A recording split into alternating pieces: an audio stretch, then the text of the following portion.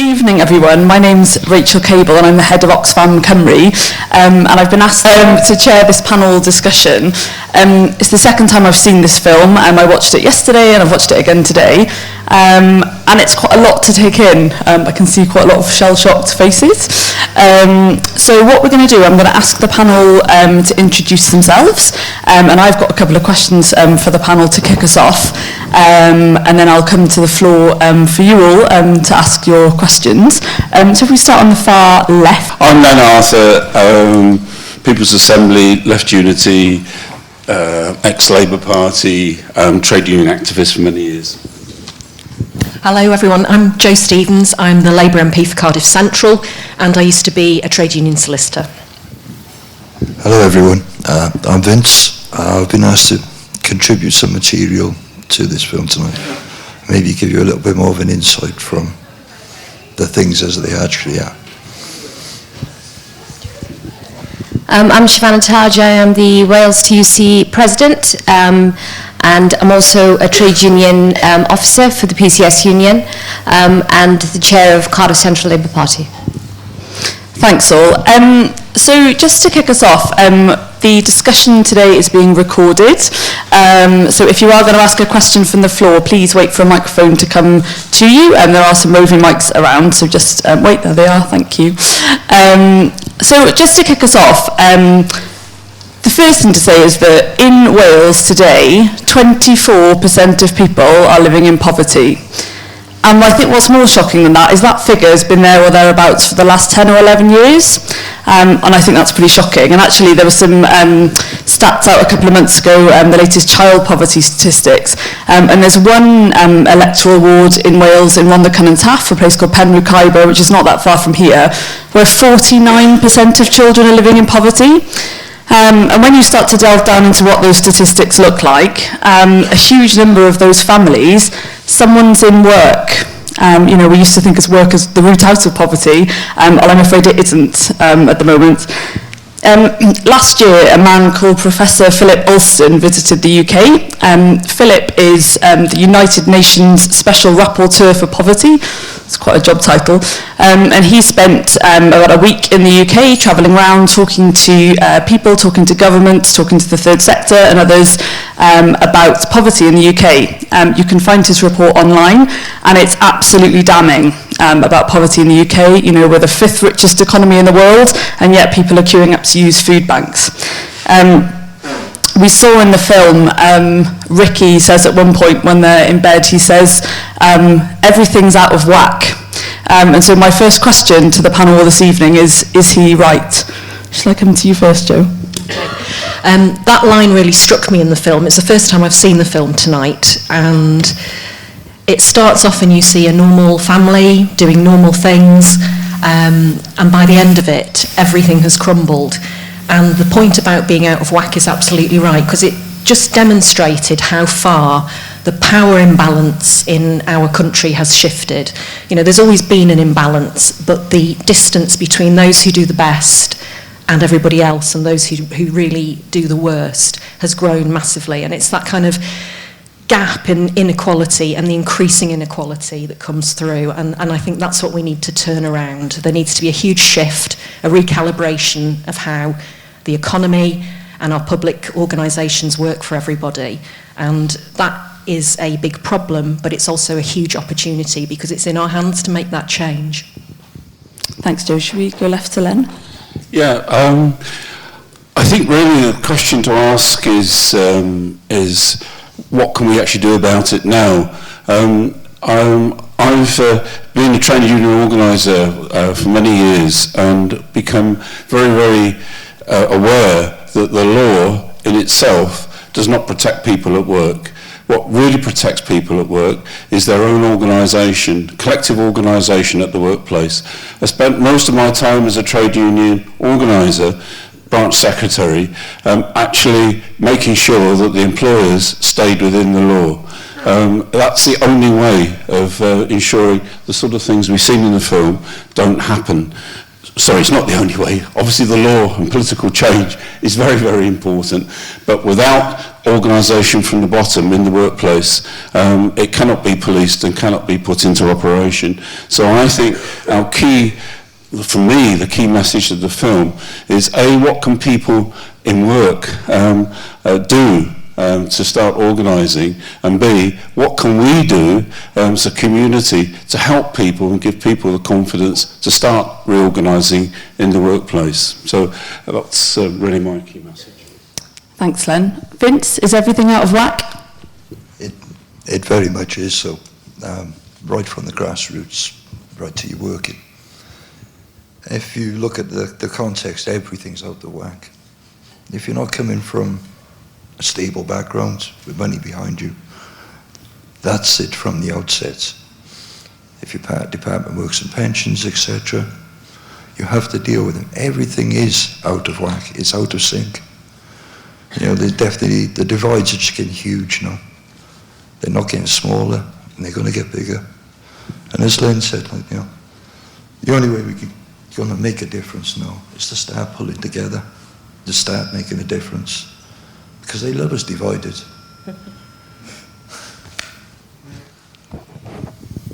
I totally agree with what you just said, Vince. And for me, what's really, really interesting, this is the first time I've ever been to a cinema and seen the message "Join the Trade Union" on the screen, and it's the first thing that you see when you walk in. And all of these messages about what you need to do, how you campaign, how you organise, how you unite, ultimately, in order for our collective voices to mean anything, is really, really important at this particular moment in time. Now, a lot of the panel have referenced work, but there was also two younger people in that film as well. And as far as the two young people in that film were concerned, and you know, the graffiti that the son was doing, and he was talking, ultimately he was saying, well, everything that I see up on the screens around me, all the advertising, etc., is telling me that I need all the following things. And also there was a lot of references made to data that's being collected, and the fact that we're continuously being watched, and our civil liberties are being taken away from this. And what does that actually mean? What does that mean to our future? So as far as insecure employment, etc., is concerned, we also need to keep an eye on what is happening as far as digitalization is concerned, as far as automation is concerned. These are all real issues that we need to be very, very aware of, and we need to be mindful of how we organize and how we operate as a society to make sure that that works in the interests of every single person, and not just for the small numbers of people who are currently benefiting from that system. So when the Labour Party when John McDonnell has talked about the 4-day week, when we talk about all of these new policies, etc., coming forward, ultimately it is back to, if we have data, if we have AI, if we have automation, we need to have the ability to control that for the benefit of society as a whole, and not for a small number of people. And that is the only way that we are going to have a better options and a better lifestyle. Thank you. I think we've concluded everything is out of whack. Just before I come to the floor, I've just got one more question for the panel. One of the themes that kept coming up throughout the film was that of time, not having enough time. And when we're talking about organising or being political activists and that kind of thing, that stuff does take time, actually. And I'm just wondering if you could respond to those people who are very pressed for time, how they can do that. With regards to time, one thing that you do know, as you can see from the film, your time's not your own. If you work for these gig economies, they tried to make it out, they tried to give it the big sell. You free up the hours, etc. But as far as I can see, you know, the only example I can give you is as a care worker. You know, if I arrive at a call, I text in. If I don't text in, and I don't text when I leave, I don't get paid. I put up with that for the best part of 6 months. It broke me in the end. But that's just, from what you've seen on the film, just scraping the surface. You know, the one thing that we do need to try and do is to take time back. Because the one thing the money can't buy, no matter how much you've got of it, can't buy time. Shavanah?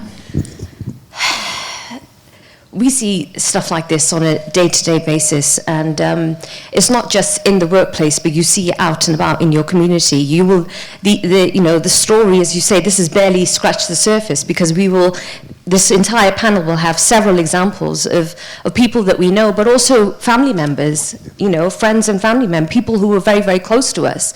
And, there's the infamous saying now that, we're all one paycheck away from poverty, right? You may, at this moment in time, be in a position where you have a job, and therefore you can afford your rent, or you can just about afford your mortgage. But tomorrow, if your job is, gone or is under threat, you are back to square one. And the amount of people, the union, the workers I represent, we have a number of people who work for the DWP. And whilst they are on one side of the table, dealing with people who are coming in and need support, they themselves are actually very much on that end as well. And as far as in-work poverty is concerned, it's a reality. People need, we need a social security system, a benefit system, a healthcare system that works for us again. And the system that we currently have is completely broken. We are completely out of whack. And things desperately need to change. You've only got to, for those of you who may have this evening walked through Cardiff city centre to get here, you will see the amount of people that are out on the streets. Homelessness is on the rise, and people have very, very complex needs, and those needs are not being addressed. So we've got major issues. Thank you. How do we make more time, Jo? So it struck me, for many years working, when I used to be as a trade union lawyer, talking particularly to younger people who had jobs, all types of jobs. And what was important to them, obviously, was to earn a fair wage, but increasingly more important to them was the time that they had. So annual leave entitlement, other benefits that came as part of their employment contract. And I think what has happened, and it's partly through what Shav was talking about, through increasing use of tech, there is no line anymore between when you're at work and when you're at home. We're all on our phones. We're constantly, it's kind of the knowledge and the attention economy that this data drives. And so we don't have that separation between work and home, and as more of the gig economy expands, you don't have traditional workplaces, so you don't leave your home and go to a single workplace. Your work takes over your home as well, and that makes it very difficult to have that separation, to have time with your family. And we saw in the film what that does. We know that the more time we spend on our work, the less time we spend communicating with our family and our friends and our neighbours, and there's a consequence to that. Yeah, I'd just like to address the point of supporting people who are not organised and not in trade unions, and how can those of us who perhaps are, or in a position, a more safe position to fight back, can support people in that situation. I'm a pensioner, ex-academic, so I've got quite a good pension. Basically, I prefer to call it my FU fund. It's available for me to do and to help other people who are not in the position I'm in, and I think that many of us like that. And there are many, we talk down the trade union movement.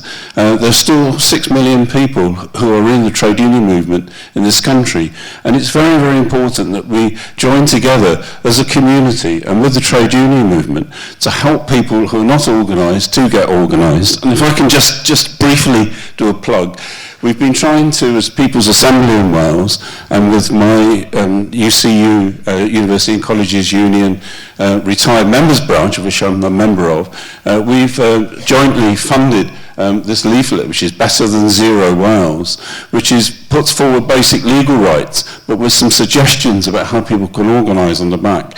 We've had this around for about 18 months. And it's a pretty low level of trying to organise, hoping that some people will come forward and help us do this. So if you're thinking, what can you do, you can help us do this. And I would also like to ask Shav, who's the Vice Chair of the TUC, that in Scotland, the Scottish TUC actually helps fund people to organise the Better Than Zero movement in Scotland. I would like to see the Wales TUC to do that here and to help mobilise the funds and the resources and the time of people who are organised to help those who are not organised organise. I think that's absolutely critical and needs to be the key message from this film. Thank you.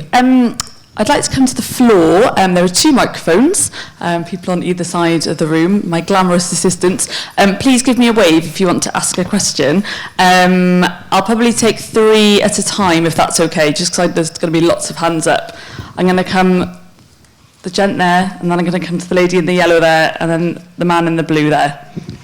Well, I think one of the things is more of an observation. The one thing that struck me was how this is perpetuated down the generations. Like when they talked about, you know, Seb, you were in the top sets, you got to go to university, the chance to break out of that, and the way he was going in 20 years' time, he was going to be another Ricky. And I suppose one of the problems, the way it's the survivor syndrome, is that there are always the Sebs in there who may come from even worse situations, who do actually get out of it, and then they point it, he or she can do it, why the hell can't you? You're a lazy... Thank you. And there's a mic just coming to the front. Well, I thought the family were an amazingly congruent unit. And, okay, Seb did what Seb did. He was a teenager.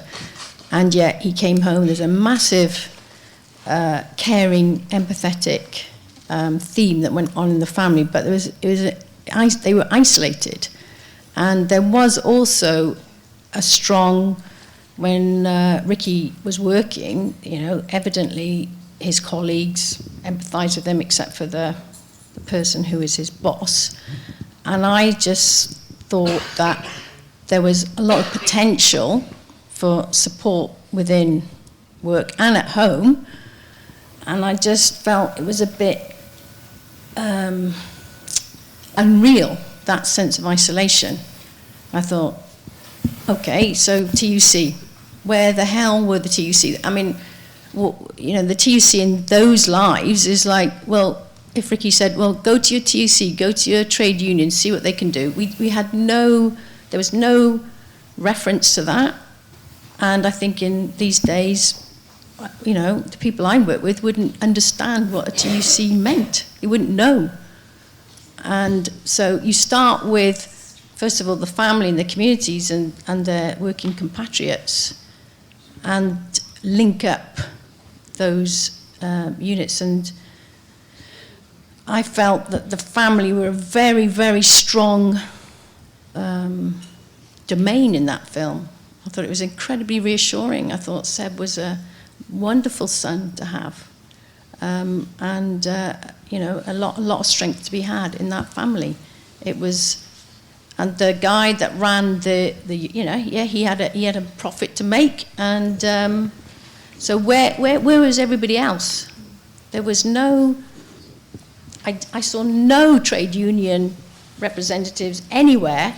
So what was Ken Roach trying to tell us there? Thank you. And then we're just going to take the question from the man in the blue shirt in the middle, and then we'll get the panel to respond. Thanks.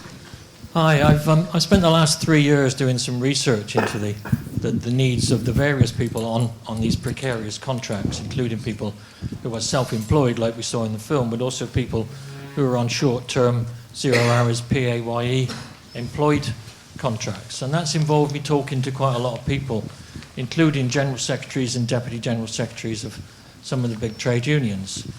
And community trade union have recognised that the self-employed are an important group of people to deal with, and the GMB have done some work. But they don't seem to really take on the fact that there are 5 million people, more than now than there are in the public sector, who are on these precarious contracts, and virtually none of them are organised.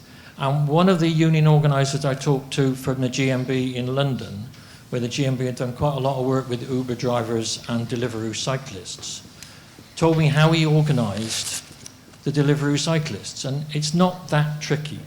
because he found which calf they went to, because cyclists need quite a lot of carbs, and he talked to them. And before you knew it, he had over 100 of them signed up. Took the case to court and won them worker status and got Deliveroo to change the contract. So my question for everyone is, when it's not that difficult, these people are willing to join a union if it has a proper offer for them, why on earth are we not out there campaigning? There's 5 million of them. Think of all that membership, think of the subscriptions, and think of what you can do to help them. So why? Thank you. I think that's very powerful. Shav, can I come to you first to respond? I used to be before I came back to Wales, I was the national organiser for our union, and at that point, Unite were in the process of setting up Unite Community. But because our union is a civil service union and had been hit so hard as far as cuts, office closures, etc., our union financial situation, we weren't in a position to front up the amount of money that was needed at the time in order to create what is now Unite Community. So it is very interesting, because sometimes I'd made a recommendation to our NEC that we should just bite the bullet and do it, because I could see that those same people that were leaving the civil service were in effect going to come back, and many of them have done, as staff that have been contracted out and under different 2P now, and all sorts of weird and wonderful things that we now still battle. And I said to our General Secretary, not that long ago, Mark Spelker, I said to him, do you remember when I made that recommendation and the NEC rejected it because of the finances behind it? But had at that time PCS and Unite jointly formed Unite Community, and if that had then gone to the TUC, and if the unions had backed this one sort of body that was strong enough to organise, because what you have to remember is that sometimes unions have to make a decision as to whether they enter into areas where they already have membership and they have access already. They haven't got the battle on their hands as far as going to court, the legal aspects of gaining union recognition, because remember, the legislation and the laws that we currently have, Tory legislation, is even harder. It's even harder to win a ballot now, let alone as far as organising is concerned. You need to be able to prove that you've got 50% plus one of the entire workforce that you're intending to collectively bargain on, to be able to represent them as a collective. So there are still loads of restrictions. So it is a lot harder. I'm not saying it's impossible, because I have done it. I've organised cleaners, I've organised security staff, and it is a lot harder to do, and you have to organise in a very different way. The hours that you work, the way that you operate, as you say, the way that you meet up with people, and you form those networks and connections. It's a lot, it's more time consuming, and I think that it requires some real energy, and I think that the way that we're going to do this, I mean, IWGB, for example, right? So you've got those types of unions that are now in existence and operating, but again, they don't have the capacity that those that are affiliated to the TUC have. So I think that there's a big job of work that needs to be done, and I agree as far as STUC are concerned, they have backed the Better Than Zero campaign, and the same thing needs to happen in Wales. I totally support that, but we've got a whole lot of work to do. I'm just wondering, Vince, following that, whether from your experience of working in the social care sector, whether what your experience of trade unions was. Did you seek them out? Did they seek you out? How did that work? I think, to be honest, you've seen for yourself on the film, when she's doing the care jobs, the majority of the time you are on your own. The way that the sector, the work is worked out now, as you were saying, you've got no workplace, etc. I'd get up in the morning, my text would be there. That would be my routine for the day. There's no liaison with the managers, etc. That's what's set out in front of you. With regards to the union, I'll be perfectly honest with you. If you actually turned around and said in the office that you were an active member of the union, you'd find your work very short. I'll give you an example. company I was working for. I was working up in the valleys, Mountain Ash.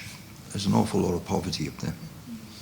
I came into the one client's house, very elderly clients, obviously needed additional help.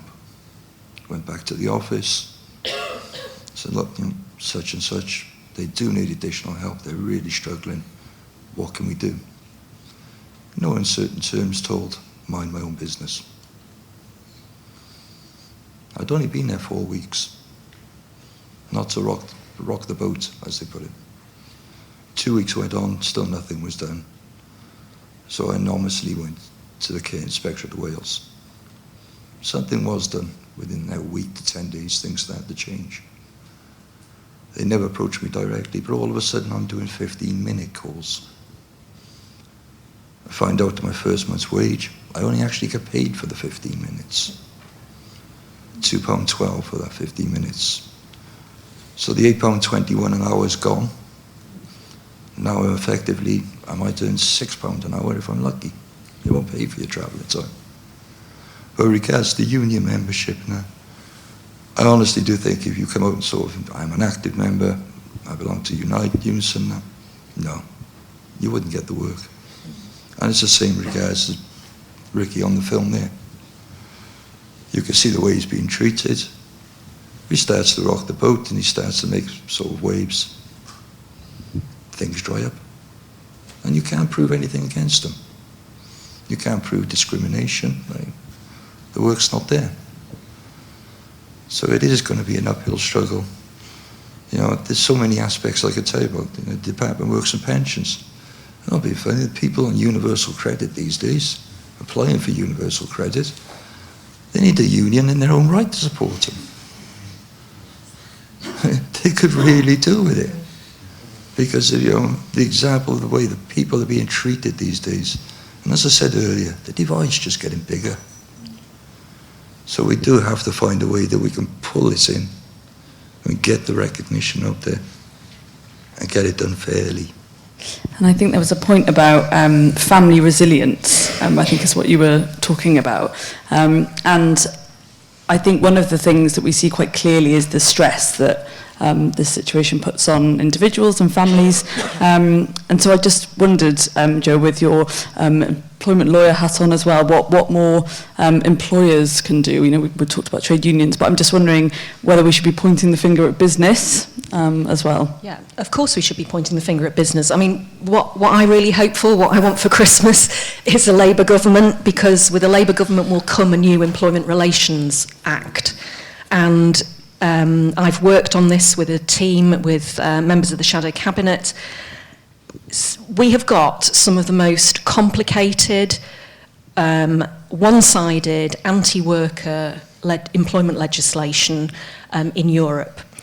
So we will have a new act. We will remove all these complicated definitions of what a worker or an employee or a self-employed person is, or a contractor, which was Matthew Taylor's report for the government last year, his great new idea. Let's not simplify it, let's make it more complicated. You know, we will have one definition. People will have rights at work from day one. They will not have to have a qualifying period before they can make claims for unfair dismissal or other employment rights. And we remove the complexity. We improve tribunals so that people can access proper remedies quickly. You know, if you think about equal pay cases, for example, the number of women, tens of thousands of women who have been stuck in the system trying to get what is lawfully theirs, equal pay for work of equal value, but the legislation is so complicated. So we need a new Employment Relations Act. If we get that, it will include union organising rights, and it will enable unions to effectively organise in these disparate workplaces across the gig economy, so that people, you know, can have the right to have a union come into the workplace to organise and then seek recognition. So we need to, I talked at the beginning about, you know, trying realigning, recalibrating the economy and how things work for people. We need to recalibrate the workplace so that we remove that imbalance. We have a fairer platform for people to work on, and we encourage trade union membership through that. And we know that unionised workplaces are safer, they're better paid, And in partnership, employers and trade unions can do great things. Yes, businesses want to make profit, but it can't be through exploitation. The most egregious example of what we saw was on that film tonight. Do you want to respond, then? Yeah, I try and run the three questions together, but to me it's really about where does the fight back start. We can sit here, get depressed and say nothing can be done, when in fact something can be done.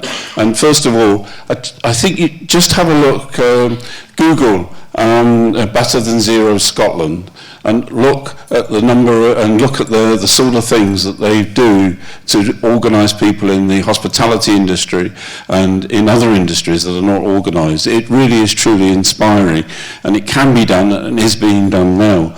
I also spent quite a bit of time in New Zealand because our youngest daughter and family live there. And in New Zealand, I've watched and spoke to very interestedly the organisation of people in the hotel industry and in the gambling industry and generally in the tourist industry through Unite NZ.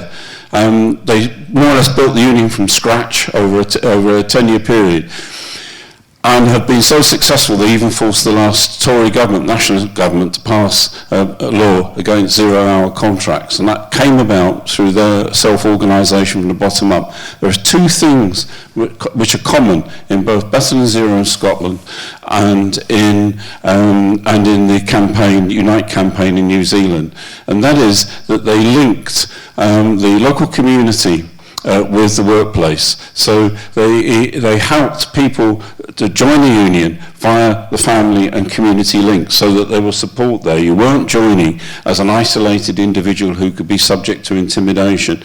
There was local community support for that, and that's the same in Scotland. The second thing which is common to the two campaigns is that they linked not only organising in workplaces but organising events and stunts and occupations which other people who were not working in that employer could be involved in. So, for example, in New Zealand, they occupied the headquarters of McDonald's in Auckland, for example, as well as organising strike action on the ground.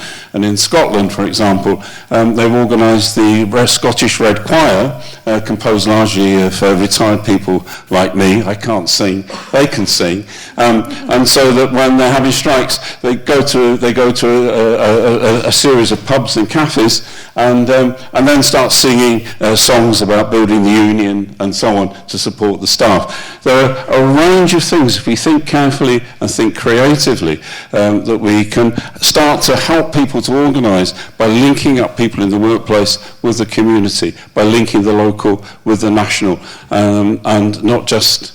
so the fight back is possible. It has happened elsewhere, and examples are there. So what would happen to Ricky and his family? Yep.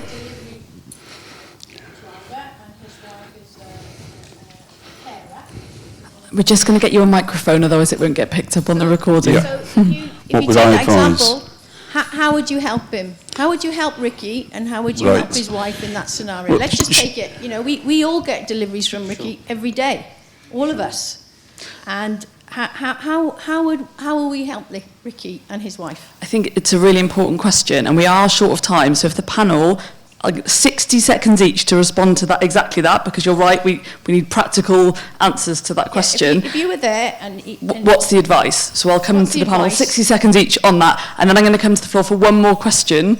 I don't know how we're going to choose, dear me, we'll work that out in a minute. Len, go, 60 seconds. What do we say to Ricky? Yeah, quite simply, the grievances and the way people were treated was obvious collectively to people in that workplace. It will be obvious and collective to people in other workplaces, and it needs leadership, probably perhaps from the outside and support from the outside, to gradually build up the union membership, perhaps even secretly, before you're in a position to take action. So you'd say to Ricky, join a union, would you? You'd say, Ricky, join a union. He'd go, what union? Well, that would be for Ricky to decide. But okay, so advice one is join a union. Joe? Absolutely. What's your advice to Do you know what I'd Ricky? do? If I was Ricky or any of his colleagues in that workplace, I'd go to the press. I'd expose these people for what they were doing. And I think in the age of social media, you know, we can actually make a difference. We've seen with Sports Direct, you know, a pregnant woman gave birth in the toilet of a warehouse of Sports Direct. She cut the umbilical cord of the baby with a box cutter, and she went back to work within minutes. That's the sort of stuff that's going on, and the only reason that Mike Ashley is going to get caught out on that, you know, we will see Mike Ashley get his just desserts, is because people whistleblowed about that. Whistleblowed. You know, we need to go to the press and expose what these people are doing. These aren't employers, they are exploiters, and we can't have it continuing. Vince, what's your advice for Ricky and Abby? Well, it's just an idea, but maybe the unions could get somebody like a go-between, an advocate, that people could approach. Who could approach? Ricky. Ricky could approach. This is what I mean. You know, we need So to get. what would you say to Ricky, though, Len? What would you say to him? Say again, sorry. What would you say to Ricky and Abby? What would you say to them? What's your advice for them? I think they've got to get some advice from elsewhere. But who? Who would they get advice from? Well, at the moment, I'll be honest with you, the majority of people, where they turn for advice, the only place they've got to go to these days is citizens' advice. So they would go up to the citizen advice. They probably don't know where that is, but they go to the citizen advice and they say, I'm really struggling here and I'm going off. We live on an online community now. They go on online. He No. go online. Okay, so third-party advice. Shav, what's the advice? So I think the panel has pretty much kind of covered this. So there is something that I'm going to say, and that's already happening in Wales. So the Fair Work Commission was set up by the Welsh Government through social partnership with the trade unions. They gave a series of recommendations. Hang on, what advice as a would you result, as a result of those recommendations, and because of the lobbying and the work that has been done by the trade union movement in Wales, we are now in the process of introducing legislation that a Labour government in Wales, that a government that's in power in Wales will be introducing. The purpose of the Act will mean that our employment rights will be protected, but not only will our employment rights be protected, they will also be enforced. So as far as legislation is concerned, if there is no enforcement when you have a bad boss, then it doesn't actually mean anything. So enforcement is absolutely 100% key. You can organise as best as you can, but if there is no way of tackling the issue, nothing ever changes. Thank you. We've got one last question. Look at all these hands up. I should say, I'm going to be around a bit longer afterwards. I don't know if the panel is as well. So do come and find me. I'm going to go in the bar and have something cold to drink. And just say, this does need to be really, really quick. Last question. It's going to be one last question. And the man in the red there's had his hand up for ages, so I'll come there. As a resident of Penrith with his own business in Mountain Ash, it's a one-man business, I can tell you the residents of Penrith were disgusted by the newspaper article that highlighted the 49% poverty. And the article was going on about how well the community was doing while they were pulling together. So, for instance, the open-air swimming pool in Penrith was bought by the residents from the council. They painted it, they raised funds, and they operated themselves. Surely there's enough evidence to say that the solution to the problems is amongst ourselves, not by just collectively working in a union or in a government or in whatever. What we can do for Ricky is every time he delivers, give him 50p or give him £1, and then his problems will be reduced. And as regards the other girl, the only way is that they start to talk to their fellow workers. They're not in competition with each other, they're working together. And that's what we need to facilitate, the ability for communities to work together. Would you agree? That was my question, would you agree? Would you agree, yes or no, panel? We're going to be thrown out in a minute, look. Total agreement there. Total agreement. I agree, but I still don't think that he should get away with it. You're giving the £1 when somebody, delivers a parcel. That's great, but that means that he'll just carry on doing what he's doing. Thanks, Joe. So before we leave, my privilege, I suppose, as chair is to have the last word, which is, if you haven't registered to vote, the general election is coming up. Please, it's really easy, it takes 2 minutes, so please make sure that you're registered, and please put your hands together for this amazing panel this evening.